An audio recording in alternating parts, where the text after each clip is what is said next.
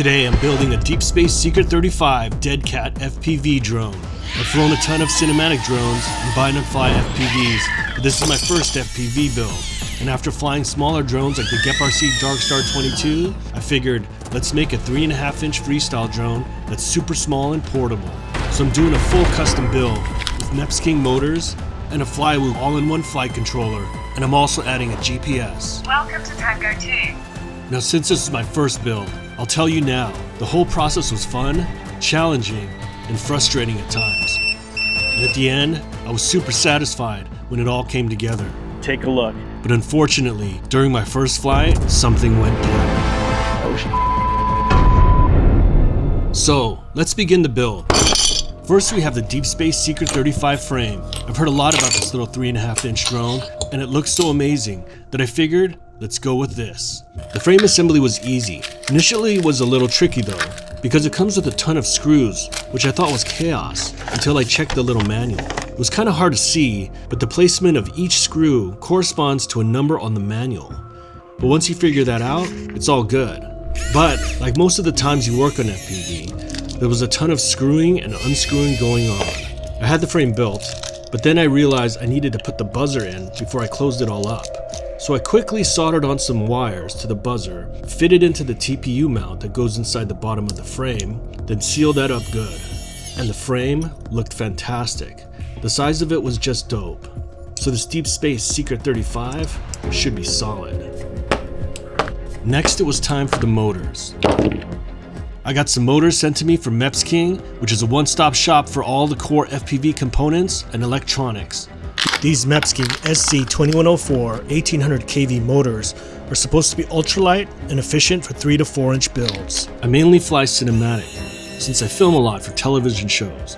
So having longer flight times with a motor that provides smooth control, it also has a bit of explosive thrust, I'm hoping these motors would do the job. I'm going with the Flywoo Goku 745 45 amp all-in-one version 3 board, and the fact that it has a built-in full-size USB-C port also helps.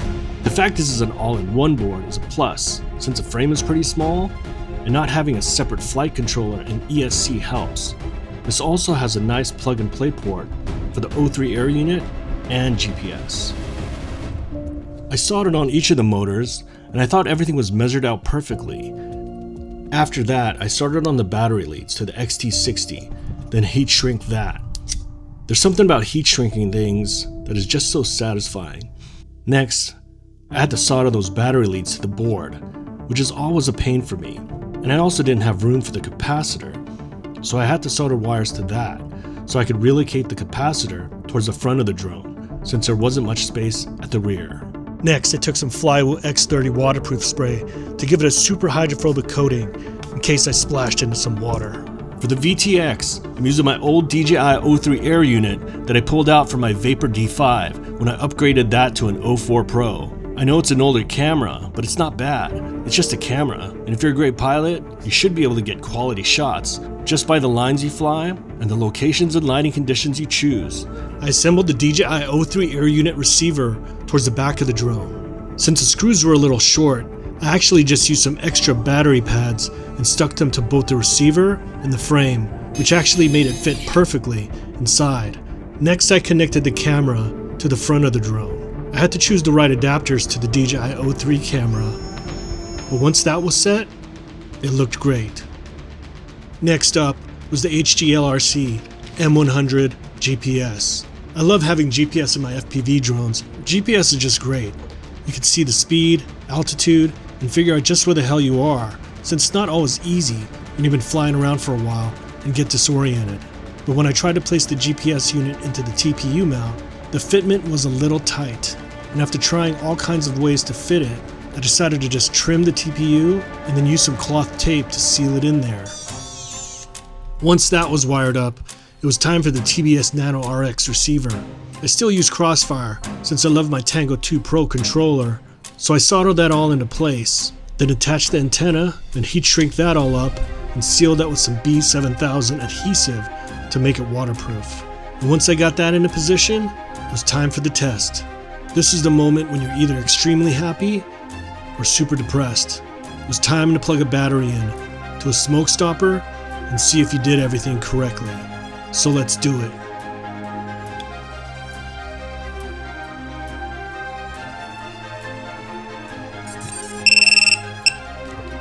Thank God. I always love it when a plan comes together. Welcome to Tango 2. Well, partly. You see, I still had to do the Betaflight setup, which I had never done before, but I'll skip that part for now. I did shoot it all, so leave a note in the comments if you want to see how I did that, and I'll make a video. But once that was done, it was good to go. So let me introduce you to the custom-built Deep Seeker 35 Deadcat 6S FPV drone. Man, I'm so happy with how this build turned out. It looks super sweet, it's super small, and it's super dope. We finally, the build complete. Take a look. It's the DeepSpace Seeker 35 Deadcat version. Custom build. You know, it took a little while to get through all the programming and everything. To tune it, I actually used the Superfly 3 to 4 inch tune. Let's see how this thing works. So, let's get this baby up in the sky. Let's arm this baby. All right, it is up in the air. Okay. Putting in air mode. Whoa. Nice. It's actually flying really sweet. I do have 8 satellites now, so I'm hoping return to home will actually be good. It's a little bit of a screamer with these motors. But take a look at this. This is amazing. Gotta be careful of these branches. But yeah, this is amazing.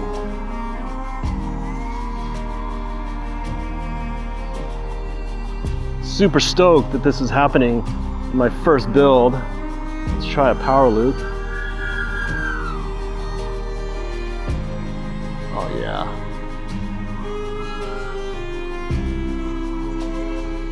There's a little bit of delay on my throttle, but I think I might be able to adjust that with the settings. Yeah, this is amazing. 398 at a minute 20. So far, so good.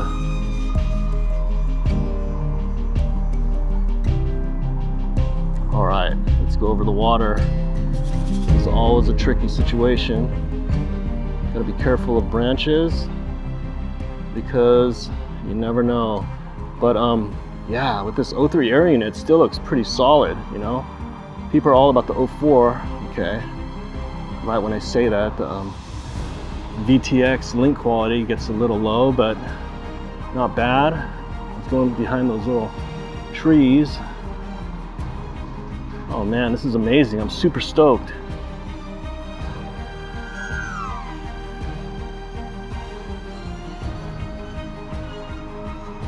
For a cinematic flyer, it's really nice. You know, I haven't really mastered all the freestyle tricks. But yeah, this thing is really fun so far. Yeah, I love when you fly low. Get that water. So sick.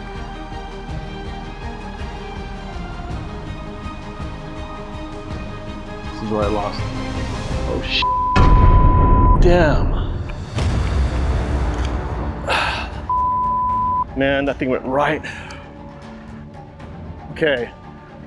Lost the drone right in the middle here. Right, I passed that little island and I was coming down trying to hit the shore because I lost control. I don't know what happened. I don't know if a propeller like flew off, but the transmission looked okay. I did have VTX issues on the first go around, so maybe that affected it. But it went straight into the water, sadly.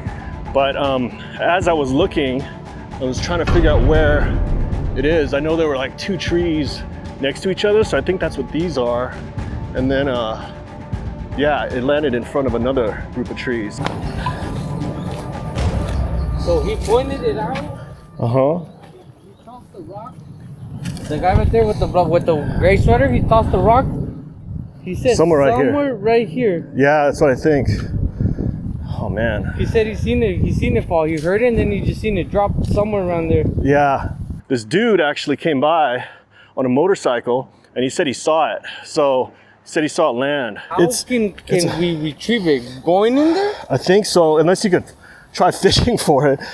Can a magnet, would a magnet grab him? No, huh? I don't think so. I mean, maybe with the motor. Otherwise, this thing is carbon fiber. Man, I don't know. It's like, I thought about bringing like a surfboard and then paddling out, but then... Yeah, I don't think it's that deep. That's what I think. You know, like, yeah. But then you need goggles. You need to be able to see under. It's like maybe only like 20, 30 feet. Oscar got on his phone and called his friend who lives nearby, who said he has a kayak that we actually could borrow.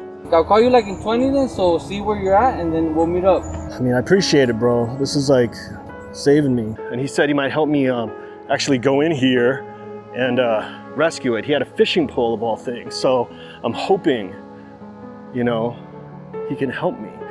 Let's pray. Let's see. All right, man, I haven't been on a motorcycle since I was a kid. You got the peg. You see the peg? Oh yeah, I see it. Yeah. Okay, let's see. Oh shit, I lost my hat. You lost the hat? Yeah, I didn't tighten it. Oh man.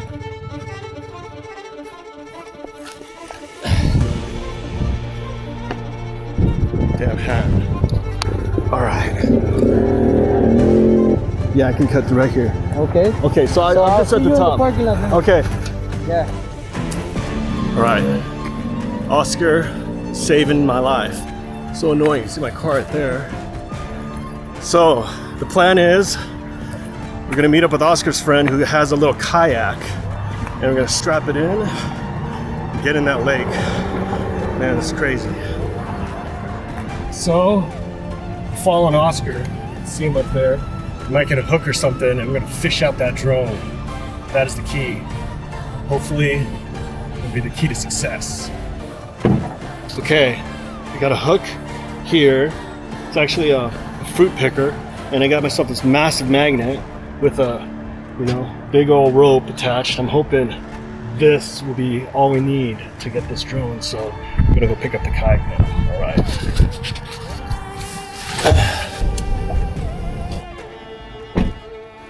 Hey. Hey, Ken. What's up, man? What's up, man? Sure. Thanks for helping me out, bro. It's massiver than I thought. See? Yeah, so it has water in it. And it's empty it out? Yeah. Push it set now. That or should I go long wise? Okay. Okay.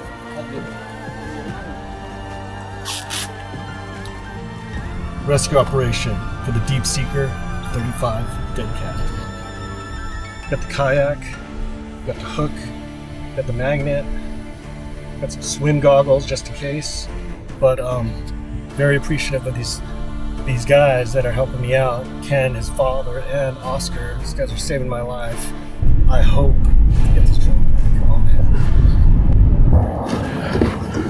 Oh man. It is, bro. Okay, Oscar's in the kayak, and he's on a mission to find this Deep Seeker 35. Man, this guy's such a nice guy, but I've realized this, traveling the world, there's beautiful people here. You know, people just want to lend a helping hand, people down for the adventure, and Oscar and Ken, man, these guys are angels. Let's see. Looks like this is that big tree right there. Hey, do you see anything? You can't really see anything, but I got a magnet. Okay. So the reason why I want you in here is because you could be do moving the magnet Okay. while I paddle, you know? Yeah, that's So I fine. can't be doing the paddling and the magnet at the same time. Okay. So we're gonna go here. It's somewhere right up there, I think. Yeah, somewhere here. Yeah. Because that's the big tree that you passed. Yeah. Yeah. As soon as I see it from the side, I should know where it is. All right, ready? I'm ready. Oh, dude, it's all good. All right, don't move a lot. Okay. We're on a mission. Hey, I'm pretty good at it, huh? You're amazing, man. It's like somewhere like right here. Okay, drop the magnet. Okay. So I'm somewhere around here, bro. I mean, I could technically maybe jump in, but you're not even see anything, bro. I know. It's just if I could feel. That's the gap, and it's in front of those trees right there. You think that I'm almost positive, yeah. Okay, you have your magnet on the It's on the floor. Yeah. Bring it out, bring it up. We cross-referenced the video from the goggles to see if we're in the right place where the drone fell in the lake, and it looked like we were. It started heading towards here, so it's somewhere like right where we are. Right here, huh? Yeah, so just keep. Because it might have drifted, you know. Yeah, so. it probably did, huh? Yeah. You think grabbing a stick might help? No, I think if anything, I could feel it with this. Okay. Because I'm kind of zigzagging, you know. Yeah, you want to find it too, like I do. Yeah, bro. I mean, initially I wasn't gonna go over the water, but since it made it that first time, I was like, all right, let me try. And then it died. But after an hour of zigzagging around the lake, with me bobbing a magnet up and down with one hand and using the fruit picker to scrape the ground on the other, we decided to end the mission. So we just got back to shore, and sadly, we were not able to locate the drone. Look in here, my friend Oscar is trying to fish for the drone still. Sadly, he lost his phone when we were like in the kayak paddling. Take a look at that. He's super soaked. This is very sad, but you know, with FPV, you live and you learn. I'm not exactly sure what happened. I'm gonna have to review the footage to try to see, but if you guys find a drone in Lake Balboa, give me a holler. Man, FPV, it's an adventure for sure. Until the next flight, I guess I'm gonna paddle home. Good times.